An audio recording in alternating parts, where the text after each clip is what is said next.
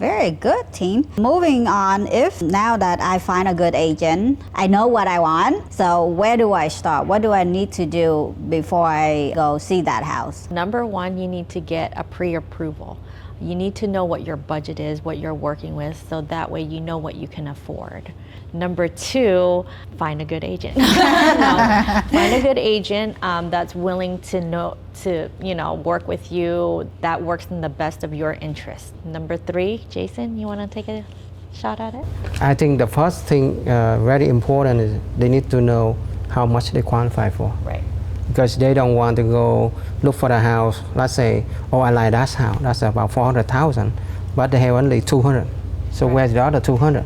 So the first thing they need to talk to the lender, talk to the bank or the lender to get the money. So with the lender, how long does it take? Do you recommend them, or they just go to their own bank that they are using, like their Vice? Here we're in Jacksonville, we have famous ViceStar or Wells Fargo's and Bank of America. They have all of those, so who do you recommend them go to? With my experience, that's the question I usually ask is, have you been working with a bank or a lender to get you your pre-approval? And sometimes they say yes, many times they say no. No, I don't have somebody. Do you know someone you can recommend me to? I would recommend them to our in-house lender, Future Home Loan, who do an awesome job and help us go through the process with the buyer and work with the buyer to make sure that the buyer get pre-approval. Because once Future Home Loan pre-approve you, you are good. Now, I also say that the buyer are welcome to choose any other lender of their choice that they are comfortable working with, and just provide me with the letter. And once I receive that letter, and I can get in touch with that lender, that person, that loan officer, and go through the process with them before we start the house hunting. They are welcome to use anybody they want. The buyer have the right to go with any lenders. They don't have to choose the one that we recommend in the office, but I know that I can trust the lender in-house, because if the deal fall through, guess what?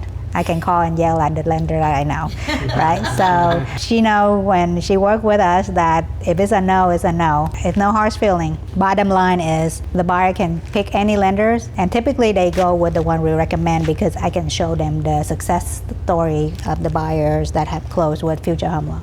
Can you put in an offer?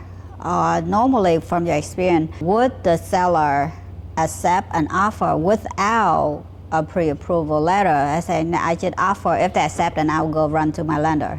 Depends on the price of the house. If it's less than 500, they don't have to see the pre-approval attached with the offer.